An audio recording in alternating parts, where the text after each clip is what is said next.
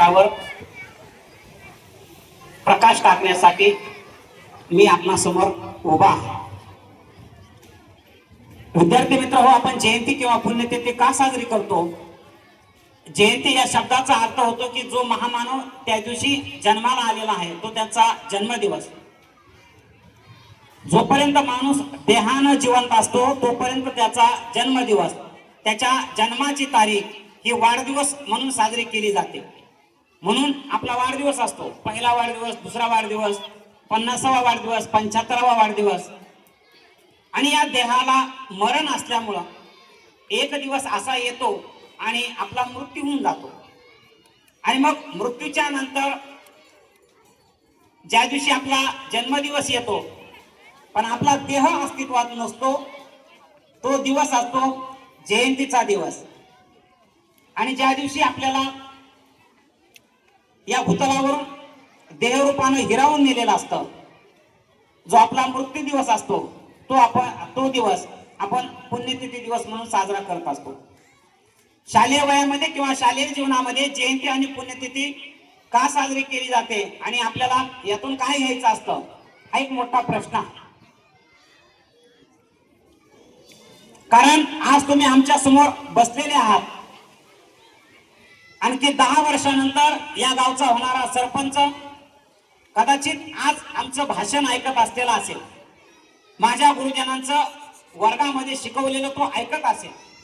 कारण 10 वर्षानंतर या गावाला मिळणारा जो सरपंच आहे तो काय असा अचानक एखाद्या झाडावरून खाली उतरणार नाही किंवा पावसाच्या पाण्यासोबत वरून तो टपकणार नाही।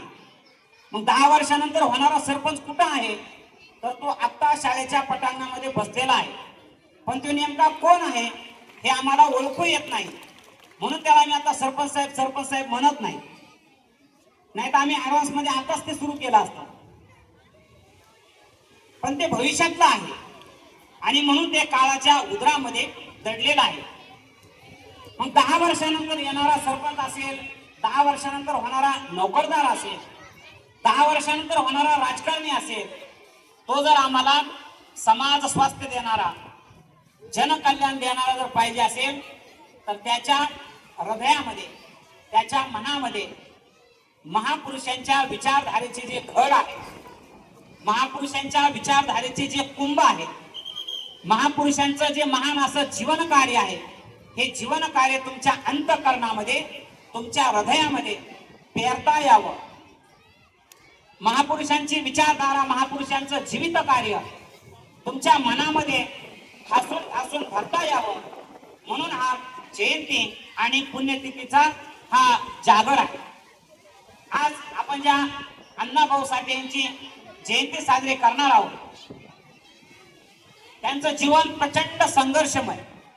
हे मुलांना का सांगायचं, तर मुलांना सांगण्यामागचा उद्देश हा आहे की तुमच्या समोर तुमच्या आयुष्यातली अनुकूलता आहे, जे जे चांगलं आहे ते आता सध्या तुमच्या जवळ आहे, पण या महापुरुषांच्या आयुष्यामध्ये ते नव्हतं, तरी सुद्धा त्यांनी त्यांचं आयुष्य उभा केलेलं आहे हे आपल्याला दिसून येतं। आज ज्या महापुरुषाची आपण जयंती साजरी करत आहोत ते अण्णाभाऊ साठे यांचं खरं तर नाव तुकाराम आहे, पण ते घरामध्ये थोरले, म्हणजे एका बहिणीच्या पाठीवर झालेले, त्यामुळे त्यांना अण्णा म्हणायचे घरामध्ये। आजही आपल्याकडे घरामध्ये जे मोठे भाऊ आहेत त्यांना अण्णा, दादा वगैरे असं म्हणण्याची पद्धत आहे। फार अलीकडच्या काळामधला तो भैया शब्द रुजू झालेला आहे, पण हा ज्या वेळेला भैया नव्हता त्यावेळेला दादा होता, अण्णा होता, असे बरेचसे शब्द असायचे, तर त्यातले हे अण्णा। पण हे नंतर बऱ्याचशा लोकांचा अजूनही असा समज आहे की अण्णा भाऊ हा एकत्र शब्द आहे। वास्तविक पाहता अण्णा हा शब्द वेगळा आहे आणि भाऊ हे त्यांच्या वडिलांचं नाव आहे ते पण वेगळं आहे। जसं आपण एखाद्याला आदरानं भाऊ, दादा, मामा म्हणतो ना, तसं हे भाऊ नाहीये, हे भाऊ अण्णाचे वडील आहेत, म्हणजे ते तुकारामाचे वडील आहेत। पण तुकारामाचा अण्णा झाला आणि भाऊचा भाऊ तसाच राहिला, म्हणून ते अण्णा भाऊ साठे, म्हणजे तिथं 3 शब्द आहेत। मग या तुकारामाचा जन्म अतिशय गरीब कुटुंबामध्ये सांगली जिल्ह्यामध्ये वाळवा नावाचा एक दुष्काळग्रस्त तालुका आहे अशा एक वाटेगाव नावाच्या छोट्या गावामध्ये झाला, ज्या वाटेगावनच नंतर साहित्याची खूप मोठी वाट आपल्या या मराठी विश्वाला दाखवलेली आहे. बाळांनो, अण्णाभाऊ साठेंचा जन्म हा किती जरी छोट्या खेड्यात झालेला असला, हे मला तुम्हाला का सांगायचंय की जन्म कुठं झाला याच्यावर यश नसतं, तर आपण आपल्या आयुष्याकडे कसं पाहतो आणि यशस्वी होण्यासाठी काय करतो या जीवन चरित्रावर प्रकाश टाकणारा हे अण्णाभाऊंचं चरित्र आहे. घरी कोरडवाहू असलेली 1 एकर जमीन, 4-5 हे भावंड, म्हणजे खाणारी तोंड जास्त आणि कमवणारे हात 2च, ते पण त्यांच्या वडिलांचे. जन्मही अशा जातीत की ज्या जातीला त्या काळामध्ये लोकांनी बहिष्कृत केलेलं, बाहेर ढकलून दिलेलं. पैसा बाळगण्याचं स्वातंत्र्य नाही, शिक्षण घेण्याचं स्वातंत्र्य नाही, अशा त्या काळच्या मान समाजामध्ये अण्णाभाऊंचा जन्म.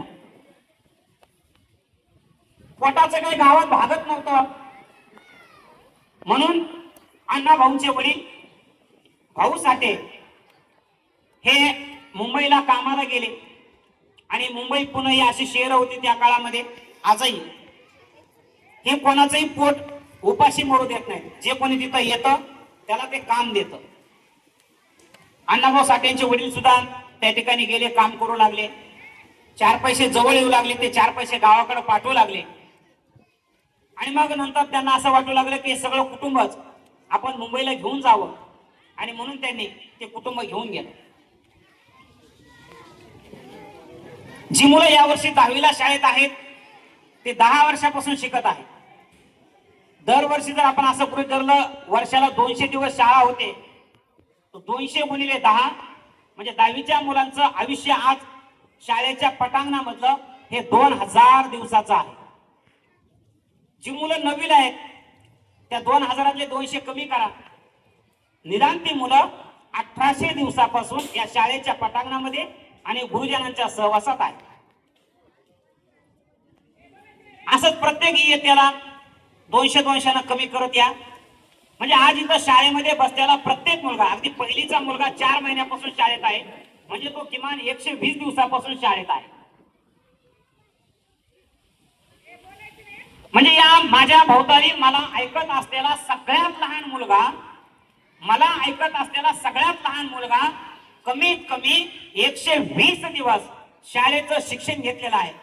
आणि गुरुजनांच्या शाळेचे दिवस मी मोजत नाही, पण या शाळेमधला मोठ्यात मोठा म्हणजे 10वीचा मुलगा हा 2000 दिवसापासून शाळा शिकत आहे. मग ज्या महापुरुषाचं चरित्र आपण ऐकत आहोत ते अण्णाभाऊ साठे किती दिवस शाळेमध्ये शिकले असतील? कमीत कमी 120 दिवस, की तुमच्या गावातल्या 10वीच्या मुला इतके 2000 दिवस? 10वीच्या मुला इतक्या 2000 दिवसाची शाळाही अण्णाभाऊंनी पाहिली नाही, आणि पहिलीच्या मुलांसारखी 120 दिवसाची शाळाही अण्णाभाऊंनी पाहिली नाही. तर अण्णाभाऊंनी शाळा पाहिली ही अवघ्या 1.5 दिवसाची. मग तुम्हाला प्रश्न पडला असेल की अण्णाभाऊ साठेंच्या आयुष्यामध्ये ही फक्त 1.5 दिवसाची शाळा का आली? त्याच्या आईवडिलांना त्याला शाळेत घातलं नसेल का? का अण्णाभाऊला शाळा आवडली नसेल? असा प्रश्न आपल्या मनात यायला पाहिजे ना. अण्णाभाऊंना शिक्षणाची आवड होती, पण त्यावेळेची परिस्थिती अशी होती की ती परिस्थिती अण्णाभाऊच्या जातीला आणि अण्णाभाऊला शाळा शिकू देत नव्हती. मग काय होती त्यावेळेची परिस्थिती? त्यावेळेला जातीच्या उतरंडीमध्ये जे सगळ्यात छोटं गाडगं आहे, उच्चनीचीच्या श्रेणीमध्ये ज्या जातीला लहान दर्जा आहे, त्याच्यामध्ये अनेक जाती समूह आहेत, छोटे छोटे महार असतील, मांग असतील, भोर असतील, चांबाळ असतील, अजून बऱ्याच काही जाती. या जातीमध्ये लोकांना खुल्या पद्धतीनं शिक्षण घेण्याची परवानगी नव्हती. त्यांनी शाळा शिकायचीच नाही. तरी पण त्या काळामध्ये ज्या काही थोड्याफार इंग्रजी शाळा वगैरे आल्या, इंग्रजांच्या संस्थानिकांच्या शाळा या ठिकाणी आल्या, त्या शाळेमध्ये सगळ्या जाती धर्माची मुलं शिकायची. पण गुरुजी इंग्रज नसायचा, तो भारतातला असायचा आणि त्याच्या डोक्यामध्ये जातीयता ही घट्ट असायची. माणसांना त्यावेळेला जनावरांचा स्पर्श चालायचा, म्हशी धुतलेल्या चालायच्या. त्यावेळेच्या नाव्याला, ज्याला आम्ही म्हैस भादरणं म्हणतो, म्हणजे म्हशीचे केस कापणं म्हणतो, त्या म्हशीची कटिंग करणं चालायचं. पण त्याला अस्पृश्य जातीमध्ये जन्माला आलेल्या माणसाची कटिंग चालायची नाही. या जातीमध्ये जन्म असलेल्या लोकांचा स्पर्श नको होता, म्हणून त्यावेळेचा गुरुजी ज्यावेळेला विद्यार्थ्याचं एखादं गणित चुकायचं, वाचताना काही पुस्तक चुकायचं, त्यावेळेला तो गुरुजी इतर जातीच्या मुलांना जवळ जाऊन छेडी मारायचा किंवा पाठीमध्ये एक रट्टा द्यायचा. पण हे जर मूल महार जातीचं असेल, मान जातीचं असेल, एकूणच कुठल्या तरी एखाद्या अस्पृश्य जातीचं प्रतिनिधित्व करणार असेल, तर त्यावेळेला हातानं मारताना त्या गुरुजीला पॅरालिसिस व्हायचा. कारण धर्माची बंधनं एवढी तीव्र होती की गुरुजीच्या हाताचा थरकाप व्हायचा. गुरुजी त्या पोराला हाताने मारायचाच नाही. मग कसं मारायचं? तर घ्यायची छेडी आणि ती स्वरात फेकून मारायची त्या मुलाला. मग फेकून मारलेली छेडी, तो काय गुरुजी महाभारतातला अर्जुन नाही की अचूकच मारील.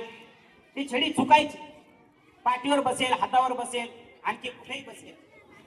आणि मग त्या छेडीमुळं बरं एका छेडीत भागत नव्हता. कोणताही मारणारा माणूस स्वतःचा राग शांत होईपर्यंत मारत असतो, हे मानसशास्त्र आहे. आणि मग ती छेडी त्या मुलानं उचलून आणून ठेवायची टेबलवर. गुरुजीचा जर राग गेलेला नसेल तर त्याने ती पुन्हा उचलायची, पुन्हा त्या मुलाला मारायची. आणि असं जोपर्यंत गुरुजी थंड होत नाही तोपर्यंत ती सुरूच असायची. अण्णाभाऊ खरं तर एकच दिवस शाळा शिकले असते, पण ते 1.5 दिवस का बरं शिकले? पहिल्या दिवशी गुरुजी शाळेत आलेले नव्हते, दुपारून घेत, म्हणजे तो त्यांच्या नशिबातला अर्धाच दिवस. आणि दुसऱ्या दिवशी त्यांनी जो गुरुजीचा अवतार पाहिला, अस्पृश्य जातीच्या लोकांना ज्या पद्धतीनं छेडी फेकून मारली जाते, पुन्हा त्या मुलांना छेडी आणून मारायची, हे अशा प्रकारचं पाहिल्यानंतर अण्णाभाऊ, कारण गंमत अशी आहे की कुठलाही सजीव असू दे, तुम्ही त्याच्या पाठीवर जर हात म्हणजे पाठीवर जर थोपटला ना, अगदी गाई बैलाच्या म्हशीच्या सुद्धा पाठीवर थोपटून पहा, घोड्याच्या पाठीवर थोपटून पहा,